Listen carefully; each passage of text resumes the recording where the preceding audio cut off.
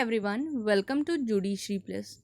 This is the third lecture of the Limited Liability Partnership Act of 2008 with amendment of 2021 और ये जो series है हम run कर रहे हैं दिल्ली जुडिशियल सर्विसेज के लिए जो कि होने वाली है 24 अप्रैल को। तो इसलिए हम डेली लेक्चर लेके आ रहे हैं। हमने ऑलरेडी 2 लेक्चर रिकॉर्ड कर दिया है। सेक्शन 13 तक हमने कंप्लीट कर लिया है। आज से हम स्टार्ट करने वाले हैं सेक्शन 14 से। तो without wasting further time start करते हैं आज के सेक्शन के साथ, ठीक है। तो सेक्शन नंबर 14 क्या बोल रहा है? It is talking about effect of registration, ठीक है। तो रजिस्ट्रेशन का क्या इफेक्ट होगा यहाँ पे ये बताया जा रहा है।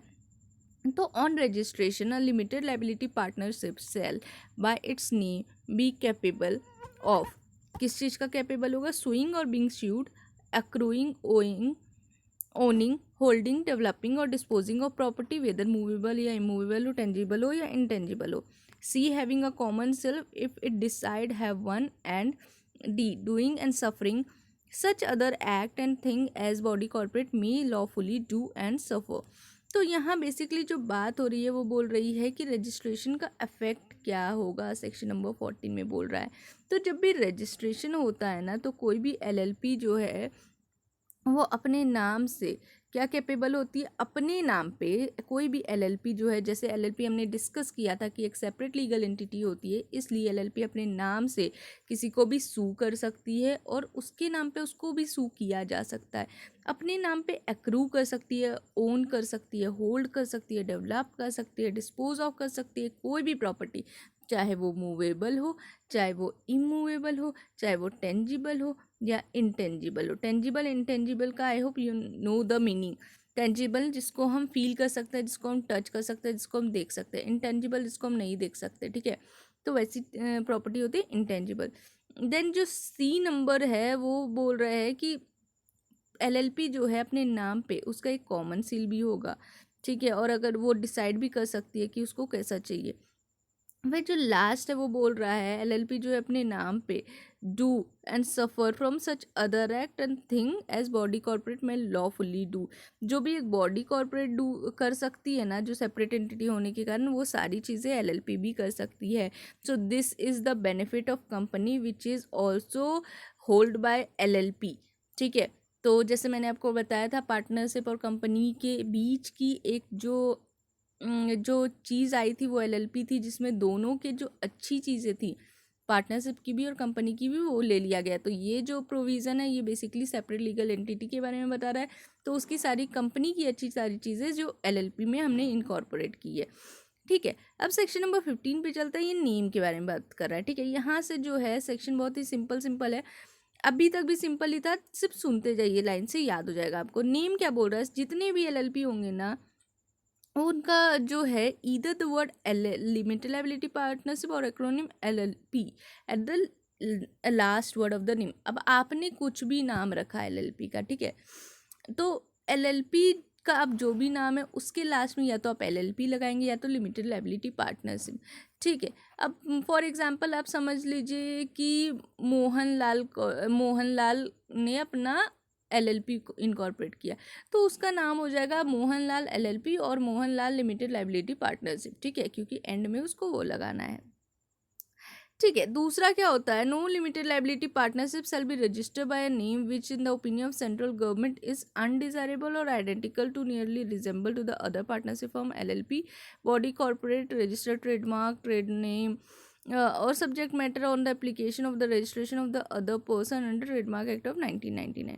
अब यहाँ नेम के बारे में सेक्शन नंबर 15 में तो बात हो रही है, लेकिन यहाँ पे बोल रही है वैसा नाम जो है आप अडॉप्ट नहीं कर सकते। सबसे पहली चीज़ हमने देखा कि नाम के बाद जो एक्रोनिम LLP लगेगा या तो लिमिटेड लाइबिलिटी पार्टनरशिप लगेगा। दूसरी चीज़ हम ये देखेंगे कि LLP का जो नाम होगा वो ऐसा नहीं होना चाहिए जो सेंट्रल गवर्नमेंट की ओपिनियन में उसको लग रहा है कि ऐसे नाम अनडिज़ायरेबल है, या तो वो इतने आइडेंटिकल हैं या रिजेंबल कर रहे हैं किसी अदर पार्टनरशिप फर्म से, LLP से या बॉडी कॉर्पोरेट से जो कि रजिस्टर्ड ट्रेडमार्क है या कोई ट्रेडमार्क है जिसका सब्जेक्ट मैटर जो है on the application for registration other person trademark act का वॉयलेशन कर रहा है। यानी कि सबसे पहली चीज़ तो अनडिज़ायरेबल नहीं होनी चाहिए, दूसरा आइडेंटिकल या रिजेंबल नहीं होनी चाहिए किसी अर्लियर ट्रेड पार्टनरशिप फर्म या LLP से, और या तो कोई ऐसा रजिस्टर्ड ट्रेडमार्क नहीं होना चाहिए जो किसी और के नाम पे रजिस्टर है, कोई और पर्सन यूज़ कर रहा है, ठीक है।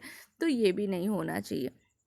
ये हो गया हमारे नाम के रिगार्डिंग जो भी रिक्वायरमेंट थी, ये सेक्शन नंबर 15 में दे रखा है। फिर जो है नेम एक बार डिसाइड हो गया तो क्या करेंगे, रिजर्व करेंगे उस नेम को सेक्शन नंबर 16 में। तो रिजर्वेशन ऑफ नेम बात कर रहा है सेक्शन नंबर 16 के अंदर। यहाँ पे बात हो रही है कि कोई भी पर्सन अप्लाई कर सकता है ऐसे फॉर्म में, ऐसे मैनर में, ऐसे फ़ी के साथ जो भी प्रिस्क्राइब किया गया है। और वो किसको करेगा, ये सारी चीज़ें किसको देगा फॉर्म मैनर में, जो पर्सन जो कौन अप्लाई करेगा, जो अप्लाई कर रहा है वो किसको करेगा अप्लाई, रजिस्ट्रार को करेगा। और वो रिजर्व कर देगा नेम जो भी एप्लीकेशन में सेट आउट की गई होगी, वैसे नेम को रिजर्व कर देगा, ताकि दूसरा पर्सन जो है उसको ना क्लेम कर सके, उसको ना ले सके। ठीक है। और वो जो नाम जो है ना, name of the propose LLP जो है सबसे पहले एप्लीकेशन में सेट आउट करेगा। दूसरा, name to which LLP proposes to change its name जिसके कारण एलएलपी जो है अपना नाम चेंज करने के लिए प्रपोज कर रहा है।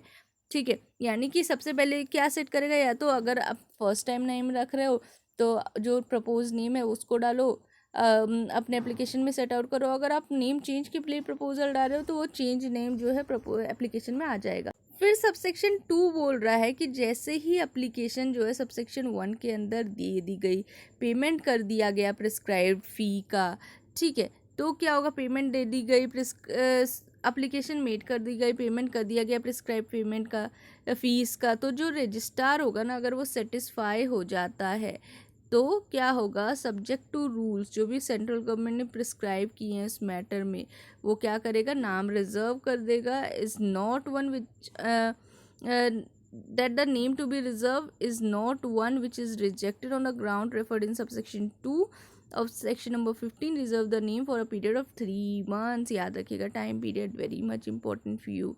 ठीक है, तो ये 3 मंथ्स का टाइम याद रखिएगा। अब क्या बात हो रही है इसमें, सिंपली जो है section number 16 reservation of name के बारे में बात कर रहा है, जो आपने 15 में डिसाइड किया। एक बार आपने डिसाइड कर लिया नेम, तो आप जो है रजिस्ट्रार को अप्लाई कर सकते हो, बोल सकते हो कि ये नाम जो है हमारे लिए आप रिजर्व कर दो। रिजर्व जो करोगे उसके लिए उस नेम को आपको एक एप्लीकेशन मेड करना होगा, और उसमें वो नाम सेट आउट करना होगा जो भी आप प्रपोज कर रहे हो कि आपने अपने एलएलपी का नाम रखना चाहते हो। या तो अगर आप नाम चेंज करना चाहते हो तो जो न्यू नेम है वो आप बोलोगे, वो जो है उस एप्लीकेशन में डाल दोगे। फिर जो है जैसी एप्लीकेशन मेड की गई सबसेक्शन 1 में, पेमेंट कर दिया गया फीस का जो भी रिक्वायर्ड था, और जो भी सेंट्रल गवर्नमेंट ने रूल बनाए हैं उस सब को फॉलो कर लिया, तो क्या करा जाएगा, नेम को रजिस्टर कर दिया जाएगा 3 मंथ के लिए। सॉरी, रजिस्टर नहीं कर दिया जाएगा, रिजर्व कर दिया जाएगा। सो यहाँ पे नेम को क्या रिजर्व कर दिया जाएगा, कितने टाइम पीरियड के लिए, 3 मंथ के लिए। लेकिन सब्जेक्टेड टू क्या है, सब्जेक्टेड टू है कि जो 15 के हमने क्लॉज 2 में देखा था कि वो अनडिज़ायरेबल नहीं होना चाहिए, रिजेंबल नहीं करना चाहिए अर्लियर नेम से। ठीक है, तो ये सारे अगर डिस्क्वालिफिकेशन नहीं है तो उसको 3 महीने के लिए रिजर्व कर दिया जाएगा। दिस इज़ वेरी इंपॉर्टेंट, 3 महीना। एंड कौन करेगा, रजिस्ट्रार करेगा, ये बहुत ही इंपॉर्टेंट है, याद रखिएगा। फिर आता है हमारा सेक्शन नंबर 17 जो कि बात कर रहा है चेंज ऑफ नेम। एक बार नाम रख दिया गया, आपने रिजर्व कर दिया नाम, फिर जो है अगर नाम नहीं अच्छा आया या नाम आप चेंज करना चाहते हो तो क्या प्रोसीजर है, तो change of name of LLP section 17 बात कर रहा है। तो यहाँ पे बात कर रहा है notwithstanding anything contain in section number 15 और 16 where the central government is satisfied that LLP has been registered, ठीक है, whether through inadvertence or otherwise, and whether originally or by change of name under a name which is in a name referred to in subsection 2 of section 15, or is identical with or too nearly resemble the name of the other LLP or body corporate or other name as is likely to be mistaken for it. The central government may direct such LLP to change its name, and LLP shall comply with such direction within 3 months after the date of the direction or such longer period as the central government may allow। तो यहाँ क्या बोल रहा है, 15 और 16 में कुछ भी दिया हो, ठीक है, 15 और 16 में कुछ भी दे रखा हो, सेंट्रल गवर्नमेंट जो होता है अगर वो सेटिस्फाई हो गया, किस चीज़ से सेटिस्फाई हुआ कि जो एलएलपी है ना वो रजिस्टर कर दी गई है, ठीक है, अपने ओरिजिनल नेम में, ठीक है, वेदर थ्रू इनएडवर्टेंस और वेदर ओरिजिनली और चेंजेस नेम। तो जब सेटिस्फाई हो जा रहा है कि जो भी सेंट्रल गवर्नमेंट सेटिस्फाई हो रहा है कि एलएलपी का नाम रजिस्टर हो गया है, तो क्या होगा, under a name, under a name which is a name referred in सब 15(2), यानी कि 15(2) में जो आपको डिसक्वालिफिकेशन दिया गया था कि जो है आप रिजेंबल कर रहे हो या अनडिज़ायरेबल है आपका नेम, उसके अंदर कोई नेम फॉल कर रहा है एंड उसको जो है गलती से रजिस्टर कर दिया गया है। या तो दूसरा क्या बोल रहा है, वो किसी से आइडेंटिकल है या रिजेंबल कर रहा है, जो हमने 15 की क्लॉज 2 से देखा था, जिसके कारण जो है किसी अदर एलएलपी से रिजेंबल कर रहा है या बॉडी कॉर्पोरेट से या अदर नेम से, जो कि जिसके कारण जिसको अलाउ किया गया, तो मिस्टेक ही होगा आगे जाके, ठीक है। और ये गलती से जो है इसको अलाउ कर दिया गया है। तो सेंट्रल गवर्नमेंट क्या कर सकती है, सेंट्रल गवर्नमेंट डायरेक्ट कर सकती है वैसे एलएलपी को कि आप अपना नाम चेंज कर लो, और एलएलपी फिर कंप्लाई कर देगा वैसे डायरेक्शन से कितने टाइम के अंदर। यहाँ फिर टाइम लिमिट दिया है, तो 3 मंथ्स के अंदर अंदर कंप्लाई करेगा, किस दिन से, जिस दिन डायरेक्शन दी गई है, ठीक है, सेंट्रल गवर्नमेंट के। और और such longer period as central government allow, यानी कि एक्सटेंशन भी हो सकता है अगर सेंट्रल गवर्नमेंट को आपने सेटिस्फाई कर दिया, लेकिन यहाँ टाइम लिमिट क्या है, टाइम लिमिट इज़ 3 मंथ्स, ठीक है। तो अगर 15(2) में जो दिया गया है उससे वो उस कारण से कोई नाम रिजेक्ट होना चाहिए था लेकिन एक्सेप्ट हो गया है, या जो है गलती से रिजेंबल्ड नेम को एक्सेप्ट कर लिया गया है, तो 3 महीने का टाइम देगा सेंट्रल गवर्नमेंट, और वो क्या बोलेगा, चेंज कर लो आप अपना नाम, और बढ़ा भी सकता है अगर उसको अप्रोप्रिएट लगता है तो। सबसेक्शन 2 बोल रहा है कि कोई भी एलएलपी अगर फेल हो जाता है ना ऐसे डायरेक्शन को फॉलो करने का जो सेंट्रल गवर्नमेंट ने दिया है, तो उसको फिर पनिशमेंट मिलेगी। आप फेल हो गए, आपको पनिशमेंट मिलेगी, किस चीज़ की, फाइन मिलेगी, जो कि 10,000 से कम की नहीं होनी चाहिए, और वो 5 लाख तक जाएगी, यानी कि 10K to 5 लाख रुपीज़, इतनी जो है ये जाएगी। और डेजिग्नेटेड पार्टनर जो है ना वो पनिशेबल होंगे फाइन, जो कि 10,000 से लेकर 1 लाख तक, यानी कि ये जो है एलएलपी की लाइबिलिटी और डेजिग्नेटेड पार्टनर की क्या है, 10,000 से लेकर 1 लाख रुपीज़ तक। लेकिन इसमें जो है अमेंडमेंट आई है, तो हम पहले एक बार अमेंडमेंट भी चेक कर लेते हैं। तो सेक्शन 17 में हमने जो देखा, अब हम देखेंगे रेक्टिफिकेशन ऑफ नेम, जो अमेंडमेंट से ऐड हुई है, ठीक है।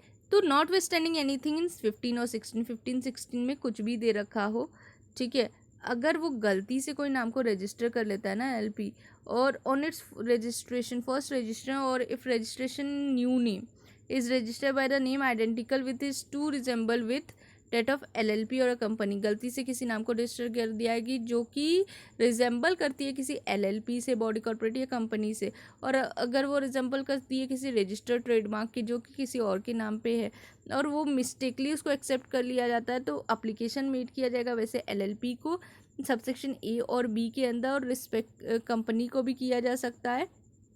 और क्या करेगा गवर्नमेंट, सेंट्रल गवर्नमेंट जो है वो डायरेक्ट कर सकता है वैसे एलएलपी को कि अपना नाम चेंज कर लीजिए और न्यू नाम रख लीजिए 3 महीने के अंदर अंदर, जिस दिन से वैसे डायरेक्शन इशू हुई है, यानी कि 3 मंथ्स का टाइम है, 3 मंथ के अंदर अंदर जो है उसका डायरेक्शन देना है। यानी कि सेक्शन नंबर 17 में जो है यहाँ पे अमेंडमेंट के थ्रू यही बोल रहा है कि अगर मिस्टेकली जो है अपने कोई एलएलपी है अपने फर्स्ट रजिस्ट्रेशन पे जो है ऑन इट्स फर्स्ट रजिस्ट्रेशन और on its registration bye new name, first registration पे या सेकेंड रजिस्ट्रेशन जो न्यू नेम पे हो रहा है, और वो आइडेंटिकल है किसी अदर नेम से, किसी अदर एलएलपी या कंपनी के नेम से या कोई रजिस्टर्ड ट्रेडमार्क से, ठीक है। तो क्या होगा वैसे केस में, सेंट्रल गवर्नमेंट डायरेक्ट कर देगा वैसे एलएलपी को कि अपना नाम चेंज कर लो 3 महीने के अंदर अंदर, ठीक है। ये था अमेंडमेंट अंडर सेक्शन नंबर 17। फिर हमारा आता है सेक्शन नंबर 18, जो कि बात हो रहा है application for direction to change the name in certain circumstances. Application किस लिए दिया जा रहा है, डायरेक्शन के लिए, ताकि चेंज हो सके name in certain circumstances, certain circumstances name change करने के लिए डायरेक्शन दिया जा सकता है। तो कोई भी एंटिटी है जो already has a name similar to the name of LLP, ठीक है, कोई एंटिटी है जिसका नाम सिमिलर है एलएलपी के नाम से, और जो इनकॉर्पोरेट कर दिया गया है सब्सिक्वेंटली, बाद में इनकॉर्पोरेट कर दिया गया है, वो अप्लाई कर सकता है ऐसे मैनर में जो भी प्रिस्क्राइब्ड किया गया है रजिस्ट्रार को, और दे सकता है डायरेक्शन किसी भी एलएलपी को on a ground referred in section number 17 to change its name, ठीक है। तो कोई भी एंटिटी है जिसका जो ऑलरेडी एक नाम है जिसका ठीक है, सिमिलर टू द LLP। मान लीजिए उसका कोई ऑलरेडी नाम जो रखा है वो किसी और LLP से सिमिलर हो रहा है या किसी कंपनी के नाम से सिमिलर हो रहा है, ठीक है, तो रजिस्ट्रार एक डायरेक्शन देगा LLP को जो सेक्शन नंबर 17 में दे रखा है और अब उसका नाम चेंज कर देगा। ठीक है, रजिस्ट्रार जो है वो कंसिडर नहीं करेगा कोई भी एप्लीकेशन अंडर सबसेक्शन 1 ताकि उसको दे सके डायरेक्शन किसी LLP को ऐसे ग्राउंड पे जो कि रेफर किया गया है यहाँ पे सब क्लॉज बी में, सेक्शन नंबर 17 के सबसेक्शन 1 के क्लॉज बी में। ठीक है, unless the registrar receive the application within 24 month from the date of registration of the LLP under the name. दूसरे में क्या है, 24 मंथ वाला बहुत इंपॉर्टेंट है कि रजिस्ट्रार जो है कंसिडर नहीं करेगा कोई भी एप्लीकेशन सबसेक्शन 1 में और कोई डायरेक्शन भी नहीं देगा LLP को ऐसे ग्राउंड पे जो सेक्शन नंबर 17 के सबसेक्शन 1 के क्लॉज ए में दे रखा हो, जब तक रजिस्ट्रार ने रिसीव नहीं कर लेता एप्लीकेशन 24 मंथ्स के अंदर अंदर, रजिस्ट्रार को जो है 24 मंथ के अंदर अंदर एप्लीकेशन जो है एक्सेप्ट करना है। ठीक है, रजिस्ट्रेशन के लिए of the LLP under the name. ठीक है, तो ये बात हो रही है यहाँ पे, यानी कि रजिस्ट्रार जो है एप्लीकेशन अगर वो रिसीव करता है 24 के मंथ के अंदर अंदर, किस दिन से, जिस दिन रजिस्टर्ड हुआ LLP, तो उतने दिन के अंदर अंदर ही रजिस्ट्रार को एक्सेप्ट करना होगा। ठीक है, यहाँ पे क्लियरली लिखा है। देन हमारा आता है सेक्शन नंबर 19 जो कि चेंज करने के बारे में बोल रहा है रजिस्टर्ड नेम। तो कोई भी LLP है वो अपना नेम भी चेंज कर सकता है with the registrar filing with him a notice of such change. ठीक है, और रजिस्ट्रार उसके साथ मिलके नोटिस भी ड्राफ्ट करेगा वैसे चेंज का, ऐसे फॉर्म ऐसे मैनर में on the payment of such fee as may be prescribed. ठीक है, रजिस्टर्ड नेम का चेंज, तो कोई भी LLP है वो चेंज कर सकता है अपना नाम, जो भी उसने एक बार रजिस्टर करा लिया है, ऐसा नहीं है कि वो बाद में चेंज नहीं कर सकता, वो बाद में चेंज कर सकता है। रजिस्ट्रार के सामने करेगा, फाइल करेगा उसको एक नोटिस ऐसे डैमेज का, जो उनको जो फॉर्म हो रहा है उस मैनर में जो भी प्रिस्क्राइब किया गया है ऐसे चेंज हो जाएगा नाम सेक्शन नंबर 19 के अंदर। फिर जो है सेक्शन 20 बोल रहा है penalty for improper use of the word limited liability of partnership और LLP। ठीक है, अब आपने जो इम्प्रॉपर यूज़ किया LLP का या लिमिटेड लायबिलिटी पार्टनरशिप की, तो आपको जो है फीस देना पड़ेगा। तो अगर कोई पर्सन है, ठीक है, वो कैरी कर रहा है बिजनेस किसी भी नाम के अंदर और टाइटल के अंदर जिस of which the word LLP limited liability partnership और LLP और एनी कॉन्ट्रावेंशन और imitation thereof is of the last word और words the person of each of those persons shall, unless duly incorporated a limited liability partnership, be punished with fine shall not be less than 50,000 rupees but which may extend to 5 lakh rupees। ठीक है, अब penalty क्या होगी, improper word use किया है अगर, जैसे LLP की जगह या लिमिटेड लायबिलिटी पार्टनरशिप की जगह कुछ और किया है, तो अगर कोई पर्सन है जो बिजनेस कैरी कर रहा है इस नाम के अंदर टाइटल के अंदर जिसका of which the word limited liability partnership or LLP or any contraction or imitation thereof is at the last word or words, the person of each of those persons shall, unless duly incorporated LLP, be punished with fine which may extend to 50,000 और which may extend to 5 lakh rupees। यानी कि अगर improper use किया LLP का या limited liability partnership word का, तो आप पे पेनल्टी भी लगाई जा सकती है 50,000 से लेके 5 लाख तक। पेनल्टी कितनी है, 50,000 से लेके 5 लाख तक। ठीक है, ये हो गया हमारा सेक्शन नंबर 20। एक बार चेक कर लेते हैं कि अमेंडमेंट है कि नहीं इस पे। तो नहीं, यहाँ कोई अमेंडमेंट नहीं है, बट एक चीज़ ध्यान रखिएगा, यहाँ पे सेक्शन 18 जो है प्रिंसिपल एक्ट को ओमिट कर दिया गया है। ठीक है, तो एक बार हम देख लेते हैं कि क्या था हमारा सेक्शन नंबर 18। ठीक है, तो सेक्शन नंबर 18 में एप्लीकेशन फॉर डायरेक्शन के बारे में बोल रहा था कि नाम कैसे चेंज करेंगे, तो इसको जो है अब ये सेक्शन अप्लीकेबल नहीं है हमारे पास, इसको डिलीट कर दिया गया है। ठीक है, ये सेक्शन 18 हटा दिया गया है। देन जो है हमारा सेक्शन नंबर 21 बोल रहा है publication of name and limited liability. अब सारी चीज़ें हो गई, तो नेम पब्लिश भी तो कराओगे, तो जितने भी LLP है ना वो इंश्योर करेंगे कि इस उसका जितने भी इनवॉइस हैं, ऑफिशियल करस्पॉन्डेंस है, पब्लिकेशन है, उसमें नीचे की चीज़ें दे रखी हो क्या कि name, address, registered office, registration number, LLP, ये सारी चीज़ें उसमें मेंशन होगी। दूसरा, कोई भी स्टेटमेंट जो कि रजिस्टर्ड है लिमिटेड लाइबिलिटी से, ठीक है, तो वो भी मेंशन करना होगा। और कोई एलएलपी है जो कॉन्ट्राविन कर रहा है सबसेक्शन 1 के प्रोविज़न, वो पनिशेबल होंगे फाइन के साथ, और जो कि 2,000 रुपये से कम का नहीं होगा, और जो एक्सटेंड कर सकता है 25,000 रुपीज़, यानी कि 2K से 25K तक एक्सटेंड कर सकता है। तो बेसिकली जो हमारा सेक्शन नंबर 21 है, ये यही बोल रहा है जितने भी एलएलपी है वो इंश्योर करेंगे अपने इनवॉइस, ऑफिशियल करस्पॉन्डिंग, पब्लिकेशन, ये सब के साथ इंश्योर करेंगे कि वो नाम दे रख रहे हैं, एड्रेस, रजिस्टर ऑफिस का, रजिस्ट्रेशन नंबर जो है एलएलपी का, और कोई भी स्टेटमेंट जो कि रजिस्टर होती है लिमिटेड लाइबिलिटी से, और कोई लिमिटेड लाइबिलिटी पार्टनरशिप जो कंट्रावीन कर रहा है सबसेक्शन 1 के प्रोविज़न को, वो पनिशेबल हो जाएगा फाइन के साथ, और जो लेस देन नहीं होगा 2,000 रुपये से लेके 25। तो यहाँ पे पिक्यूनरी लिमिट चेंज नहीं है, 2K से लेके 25K ही है पिक्यूनरी लिमिट, ठीक है। तो कुछ इसमें चेंज नहीं है। Publication of name of liability यहाँ पे बात हो रही है। तो यहाँ हमारा ख़त्म होता है सेक्शन नंबर 21। कल से हम स्टार्ट करेंगे सेक्शन नंबर 22 से, और एक जो नया चैप्टर है, चैप्टर नंबर 4, जो पार्टनर और उनके रिलेशन के बारे में बात कर रहा है। तो आगे देखेंगे हम कल के लेक्चर में। तो आज मुझे कमेंट सेक्शन में कमेंट करके बताइएगा कि ये लेक्चर आपके लिए हेल्पफुल है या नहीं, और ये लेक्चर आपको कैसा लगा। So this is all by my side, this is advocate Twinkle, just signing off today's session. Thank you.